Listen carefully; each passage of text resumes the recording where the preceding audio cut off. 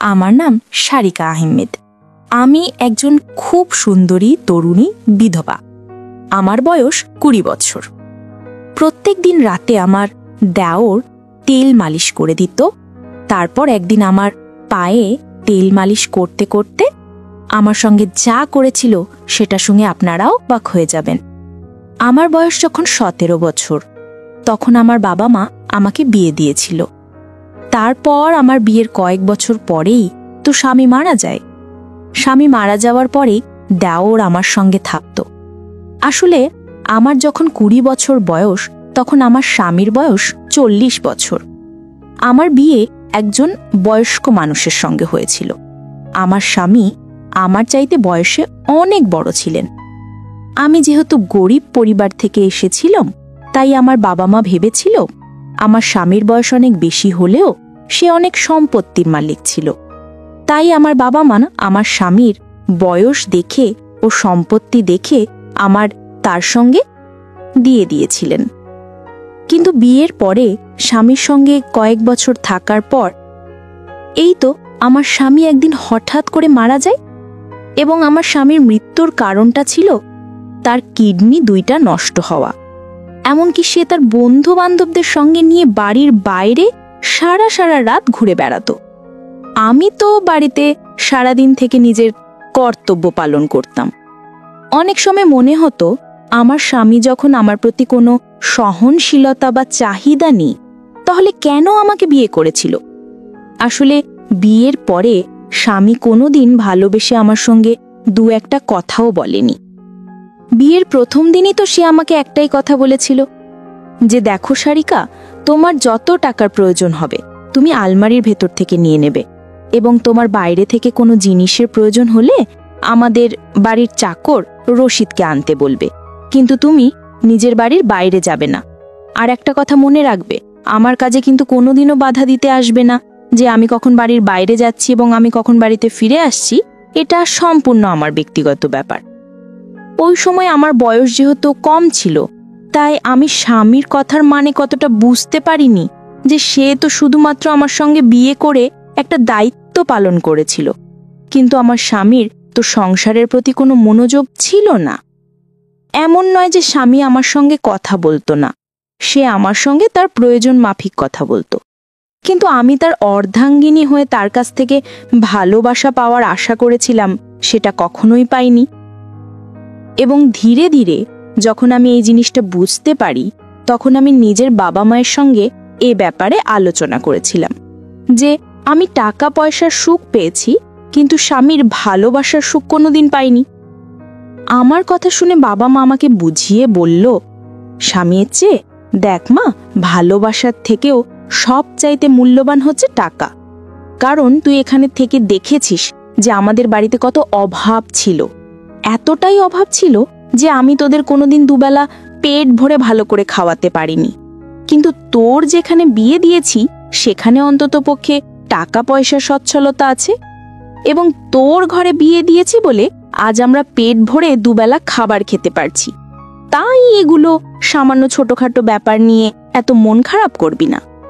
আমার বাবা মা তো এসব কথা বলে আমাকে বুঝিয়ে শ্বশুর বাড়িতে পাঠিয়ে দিত। কিন্তু আমার বাবা মা কোনোদিন আমার মনের অবস্থাটা বুঝতে পারিনি যে টাকা পয়সা থাকলে তো ভালো মন্দ জিনিস কিনে পেট ভরে খাওয়া হবে, কিন্তু টাকা পয়সা দিয়ে তো কখনো ভালোবাসা কিনে পাওয়া যায় না। আসলে আমার স্বামী আমাদের বিয়ের পরে কিন্তু আমার গরিব বাবা মাকে প্রতি মাসে টাকা পয়সা দিয়ে সাহায্য করত, এবং এটার জন্য আমি খুব খুশি ছিলাম যে আমার স্বামী অন্তত পক্ষে আমার গরিব বাবা মার ব্যাপারে তো এতটা ভাবে। কিন্তু আমার স্বামী আমার প্রতি যত্নশীল বা দায়িত্বশীল কখনোই ছিল না। এইভাবেই আমার জীবনটা চলছিল। আমি ঘরে থেকে আমার দায়িত্ব পালন করতাম, আর আমার স্বামী প্রত্যেক দিন নিজের বন্ধু বান্ধবদের সঙ্গে আড্ডা দিত। এইভাবে কয়েকটা বছর কেটে যাওয়ার পরে যখন আমার স্বামী হঠাৎ করে মারা যায়, তখন আমি কিন্তু সম্পূর্ণভাবে একা হয়ে পড়ি, এবং আমাকে ওই অবস্থায় দেখে আমার দেওর আর বিদেশে যায়নি।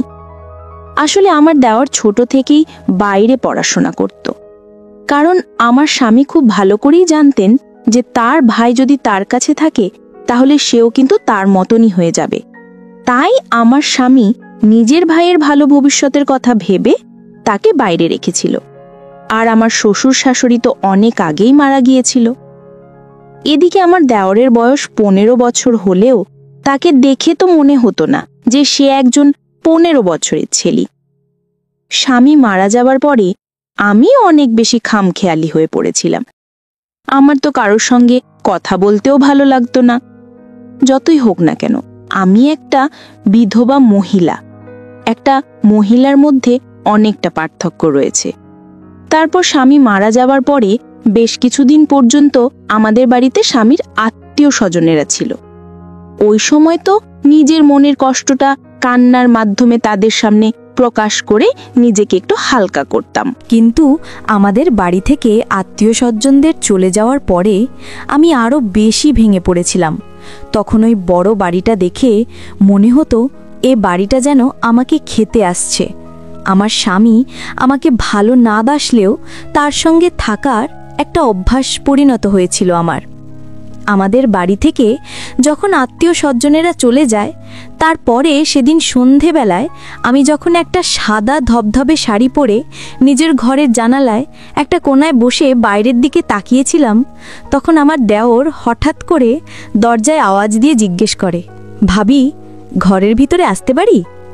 দেওরের আওয়াজ পেয়ে আমি নিজের চোখ থেকে গড়িয়ে পড়া চোখের জল মুছে তার দিকে তাকিয়েছিলাম। হ্যাঁ, ভেতরে আসতে পারো। আমার ঘরের ভিতরে এসে আমার পাশে বসে এসে বলল, ভাবি, আমি জানি এই সময় তুমি নিজেকে খুব একা মনে করছো, কিন্তু তুমি চিন্তা করো না, আমি তোমাকে এই অবস্থায় ছেড়ে দিয়ে কোথাও যাব না। আমি সিদ্ধান্ত নিয়েছি যে আমি নিজের বাকি পড়াশোনা বাড়িতে থেকে কমপ্লিট করব। দেওরের কথা শুনে আমি খুব খুশি হয়েছিলাম, এটা ভেবে যে যাক, কেউ আছে যে আমার ব্যাপারে ভাবতে পারে। এমনকি প্রত্যেক দিন সকালে আমার ঘুম থেকে ওঠার আগেই দেওর আমার ঘরে আসতো আমাকে দেখার জন্য যে আমি ঠিক আছে কিনা। এমনকি সে মাঝে মধ্যে আমার জন্য সকাল সকাল চা করে নিয়ে আসতো। এমনকি সে যখন ফ্রি থাকতো তখন আমার সঙ্গে বসে ঘন্টার পর ঘন্টা গল্প করত, আমাকে হাসানোর চেষ্টা করত। শুধু তাই নয়, যখন আমি অনেক বেশি চিন্তা করতাম তখন আমার মাথায় ব্যথা হলে সে আমার মাথাও মালিশ করে দিত। এমন নয় যে আমি তাকে বাঁধা দিতাম না, আমি তাকে বাঁধা দিতাম। তখন সে আমাকে বলতো, ভাবি, তোমার উপরে আমার কোনো অধিকার নেই, আমি কি তোমার একটুখানি সেবা যত্ন করতে পারি না? তখন তার মায়া ভরা কথাগুলো শুনে আমি আর তাকে বাধা দিতে পারতাম না। এভাবে ধীরে ধীরে আমার সময় কাটতে থাকে এবং আমার 15 বছরের দেওর আমার খুব কাছে আসতে থাকে। একটা পর্যায়ে এসে যখন আমি খুব ভালোভাবে বুঝতে পারি যে আমার দেওর তো আমার প্রতি খুবই যত্নশীল, তখন কিন্তু আমার ভিতর থেকে ভীষণ ভালো লাগতো। কারণ আমি তো একসময় ভালোবাসার জন্য স্বামীর কাছে পাওয়ার আশা করেছিলাম। এইভাবে ধীরে ধীরে দেওরের সঙ্গে যতদিন কাটছিল ততই আমি তাকে মনে মনে পছন্দ করতে শুরু করেছিলাম। এবং একটা পর্যায়ে আমার মনটা যে এভাবে ভেঙে যাবে সেটা আমি কিন্তু কল্পনাও করতে পারিনি। আসলে দোষটা তো আমারই ছিল। আমি একটিবারও এটা ভেবে দেখিনি যে ওর তো আমার চাইতে বয়সে ছোট ছিল, কিন্তু আমি তো তার থেকে বড় ছিলাম। তাহলে আমি কি করে এত ভুল কাজ করতে পেরেছিলাম? দেওর আমার প্রতি ভালোবাসা, শ্রদ্ধা ও যত্ন, এটা কি অন্যরকম ভালোবাসা ছিল, নাকি সে আমাকে সত্যিই তার দাদার বিধবা মনে করে আমার খেয়াল রাখত? আমি তো সেটাই বুঝতে পারিনি যে ও যখন আমার খাওয়া দাওয়া থেকে শুরু করে আমার শরীরের খেয়াল রাখা পর্যন্ত যত্ন করত, তখন তো আমি তাকে অন্যরকমভাবে দেখতে শুরু করেছিলাম এবং তার প্রতি আমার মনের আশা আরও বেশি বাড়তে থাকে। স্বামী মারা যাওয়ার পরে দুশ্চিন্তার কারণে আমাকে প্রত্যেক দিন ওষুধ খেতে হতো এবং সে ওষুধটাও আমার দেওর আমাকে হাতে ধরে খাইয়ে দিত। আর প্রতিটা মুহূর্তে আমাকে বলতো, ভাবি, তুমি নিজের শরীরের খেয়াল রাখো, তুমি যদি ঠিকঠাকভাবে খাওয়া দাওয়া না করবে তাহলে তোমার শরীরটা আরও বেশি ভেঙে পড়বে, এবং দাদাকে তো আমি হারিয়ে ফেলেছি, তাই আমি তোমাকে কোনো মতে হারাতে চাই না। দেওরের মুখ থেকে এত ভালো ভালো কথা শুনে আমি তো তাকে অন্য কিছুই ভাবতে শুরু করেছিলাম এবং ধীরে ধীরে ওকে দেখে আমার মনের মধ্যে যে অনুভূতিটা হতো সেটা তো ভালোবাসার দিকে গড়িয়ে যাচ্ছিল।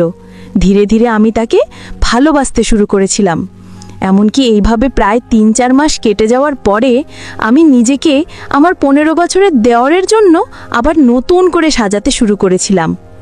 আসলে আমার স্বামী তো আগে কোনো দিন আমার প্রতি এতটা ভালোবাসা ও যত্ন শ্রদ্ধা দেখায়নি, তাই দেওরের কাছে এত বেশি যত্ন পেয়ে আমি তাকে মনে মনে অনেক বেশি ভালোবাসতে শুরু করে দিয়েছিলাম। বন্ধুরা, আজকে এই পর্যন্তই। আবারও আসবো তোমাদের মধ্যে নতুন কোনো ভিডিও নিয়ে। ভিডিওটি যদি তোমাদের ভালো লাগে তাহলে একটি লাইক দাও। প্রতিদিন আমি তোমাদেরকে একটা করে নতুন গল্প উপহার দেব, তাই তোমাদেরকে অনুরোধ করে বলছি, তোমরা যদি এরকম ধরনের ইন্টারেস্টিং গল্প পেতে চাও তাহলে দয়া করে আমার চ্যানেলটি সাবস্ক্রাইব করো। পরিশেষে তোমাদের সকলের সুস্বাস্থ্য কামনা করি। ভিডিওটি দেখার জন্য তোমাদের সকলকে অসংখ্য ধন্যবাদ।